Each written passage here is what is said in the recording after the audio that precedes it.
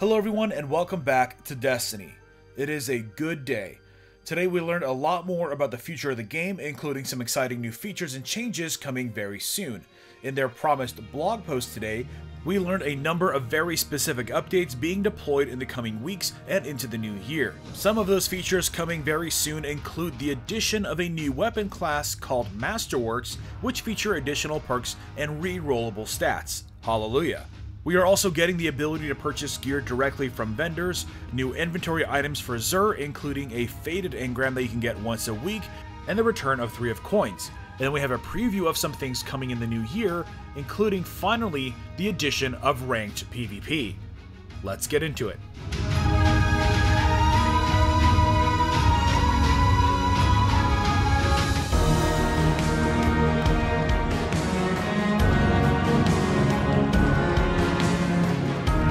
Right off the bat, today's blog post started with a statement from Luke Smith and Chris Barrett in regards to the state of the game. And of course, it's in reference to endgame progression and longevity, and they have this to say. Going forward, Destiny 2's post-launch game systems, features, and updates are being designed specifically to focus on and support players who want Destiny to be their hobby, the game they turn to, and a game where friendships are made. We want Destiny to be a game that fits into your life, providing you with reasons to log in and play with your friends, clans, and families. We want Destiny to be a world you want to be a part of. This was followed with their acknowledgement of the lack of communication recently from the studio and have committed to becoming more transparent moving forward. Bungie has just also posted a new episode of the Bungie podcast where they will be diving into this topic in more detail. I'll have to give that a listen after posting this and see if there's anything else of importance. Either way, it's a pretty good start. Next, they talked about 4 key areas that they're going to be targeting for improvements in December. Some of these updates will be arriving on the December 5th update alongside Curse of Osiris, and some additional updates will be included in a patch that will be deployed the following week on December 12th. Their 4 goals goes as follows: deepen the rewards for advanced players, provide more player control over obtaining rewards, make shards useful by adding things to use them for, provide general quality fixes wherever possible. Now, as you can imagine, there's a lot to go over here, and I'm going to be diving into these topics in much more details over the coming days and weeks, but let's quickly summarize the big ticket items. First off, we have a brand new tier of weapon called Masterworks. For all intents and purposes, these are legendary tier weapons, but will be outfitted with some unique additions that will make them stand out above the rest and provide much needed driven pursuits. So let's look at the bullet points. First up, Masterworks are being integrated in December 12th. So first up, legendary weapons will drop as or be upgraded to become Masterworks versions.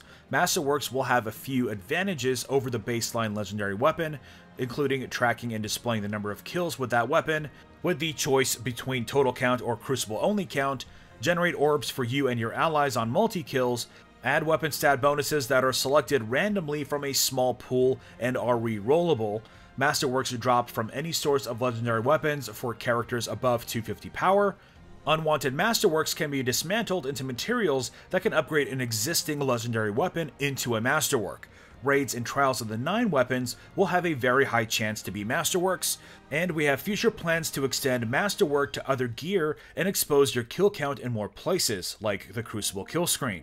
So essentially, they're creating a way for you to be able to grind out weapons. So the base weapon, you're still going to be getting the same way as you did before, whether it's through the token system or through directly purchasing it from a vendor, which we'll talk about in a minute.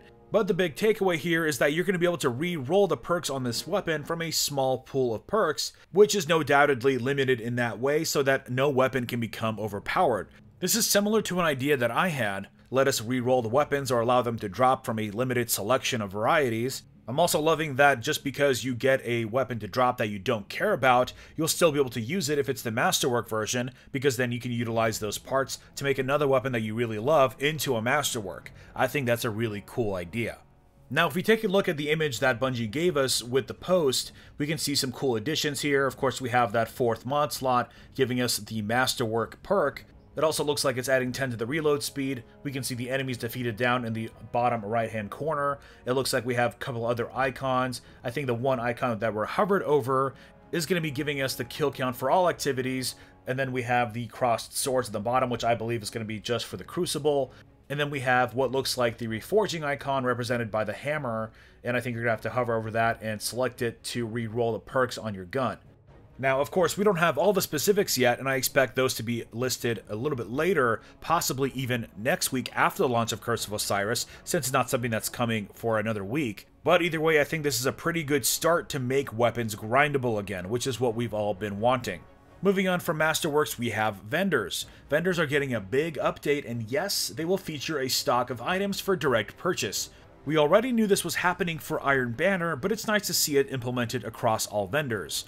Again, this update will be deployed December 12th. Faction armor and weapons will be unlocked for purchase for legendary shards and faction tokens on most faction vendors. Most being the key word, this might not necessarily apply to the destination vendors, but we'll just have to wait and see. All 5 armor slots will always be present, and weapons will rotate weekly on factions that have them.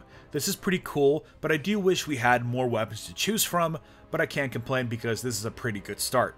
Next up, slots will be unlocked by claiming reward engrams from the respective faction. You will get credit for engrams you may have already claimed since launch. So this sort of looks like the system from Destiny 1 where you had to be a certain rank to be able to start buying things, but it's nice that it is retroactive, so most of us who have been playing a lot since launch will probably already have all the items available for purchase. On the image here, you can see that it requires you to claim 2 reward engrams to unlock it, and I expect it to be higher ranks the farther down you go. Ending with that weapon, which you can see has a little orange timer icon indicating that it does rotate weekly. Overall, I think this is a pretty cool deal.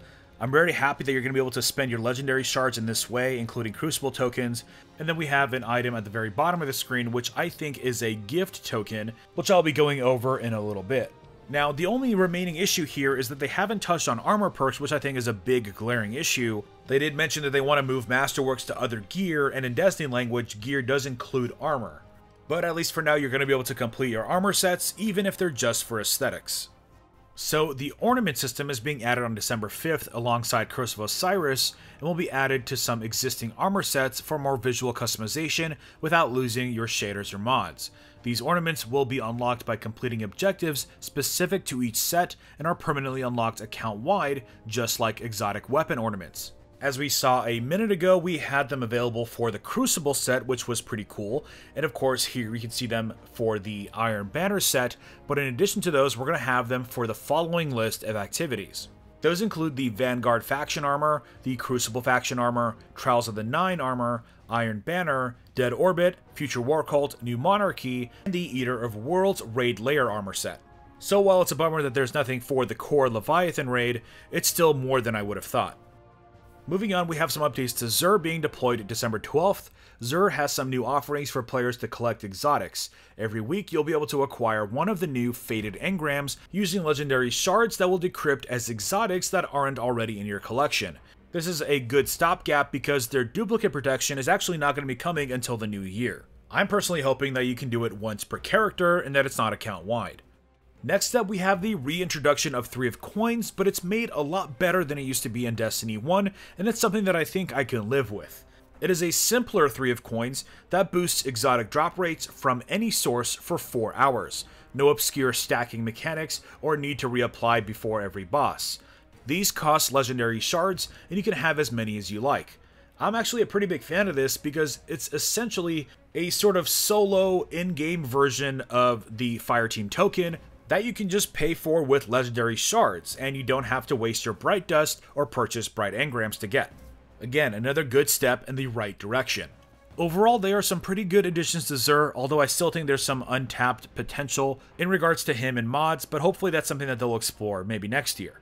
Oh, and can I spot out that very sneaky addition of some Hunter boots that are going to be coming in Curse of Osiris? You can see that very notable Curse of Osiris dog ear showing us some new boots for the Hunter. Maybe something to do with your Void subclass since they're purple. I don't know, very sneaky. Anyways, moving on from that, we have a couple other smaller things. Again, we'll go over these in more detail later on, but to quickly mention them, first up we have a couple of additions to Banshee and his mods. First up, you're going to be able to dismantle rare quality mods and have a chance of getting mod components, which will help you build legendary ones. In addition to that, Banshee will offer a selection of specific legendary mods for direct purchase, which is pretty cool, and these will rotate daily and will cost you legendary shards and mod components. For those chasing a world legendary or looking for Masterworks, Master Rahul will sell some of his rumored hoard of legendary engrams for legendary shards, a welcome return from Destiny 1, although I really hope that they're broken up by weapon and armor. I would even go as far as breaking it up by weapon slot if you really want to chase a specific gun. But of course, we'll have to wait and see. Aside from that, we have some additions on December 12th. As I hinted at earlier, Commander Zavala and Lord Shaxx will sell gift consumables for legendary shards that can be used during a Strike or Crucible match that will serve the following functions. They will grant bonus rewards to everyone in that activity upon completion, friend or foe alike, awarding anything from faction tokens to a round of exotics for everyone in the match. This is a pretty cool idea and I can't wait to play around with it. It's sort of like a slot machine at the end of an activity that gives you more things in addition to what you've already received. Next up, we have a bit of a relaxation for the chest lockout, which is not going to be completely removed, but is going to be slightly less intense, and is also no longer going to affect your glimmer gains, so you'll still be able to farm glimmer as much as you want.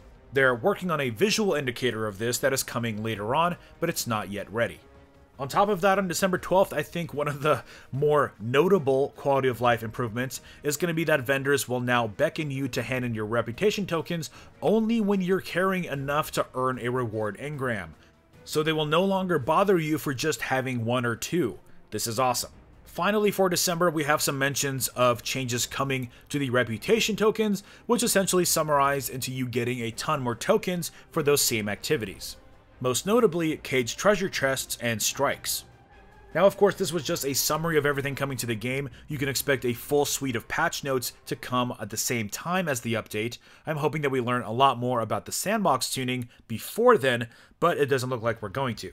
Now, they did mention some things coming in the new year, and some things pointing towards January, and of course, the biggest thing is going to be the addition of ranked PvP matches. In addition to that, they're still working on better incentives for completing Crucible matches and penalties for quitting, which includes a quitter penalty system that is currently in development. Some other things that they're still working on are the emo interface, which will not be coming until next year, and of course the exotic duplication protection. Those are expected to come in the new year. I expect that to be around January or February. Anyways, that brings us to the end of the summary. There's a ton of information here. I'm still processing it myself. I probably missed a couple things that are really important, and I fully expect you to remind me what they are down in the comments. Now, just to give you a few of my thoughts, I think this is a really good step in the right direction. I'm one of those who didn't really think there were that many issues with the game. Of course, the endgame is one of those problems, and I think that Masterworks is a really good solution to not having to revert back to a system that really wasn't as incredible as we remember it. I think the new system has a lot of potential, and of course we don't have all of the details of exactly how it works, so I'm going to be most curious to check that all out when it launches on December 12th. Now, of course, they did mention the whole XP thing that's been going on. I'm just really not that bothered by it. You still get XP relatively quickly. It's not that much of a difference. In fact, they came out and said that this is sort of the rate that we want you to be able to get your bright engrams, so this is what you can expect as sort of an end result of your gameplay. Now, of course, those systems have been turned off completely, and of course, we'll see how that story develops. Now, as far as the updates coming for Curse of Osiris, we're going to be learning a lot more about that tomorrow in the usual This Week in Bungie. I'm hoping for an outline of features and patch notes. We'll have to wait and see what it is. Maybe we'll get a preview of some of that new armor. I'm personally hoping for a sandbox update preview from John Wisniewski to tell us whether or not I care about sniper rifles yet. Again, we'll have to wait and see. Anyways, let me know in the comments below if these new features are going to be adding that endgame drive that you've been wanting. Let's discuss. Drop a like if you enjoyed this video, and subscribe for more Destiny content. And I will see you all next time.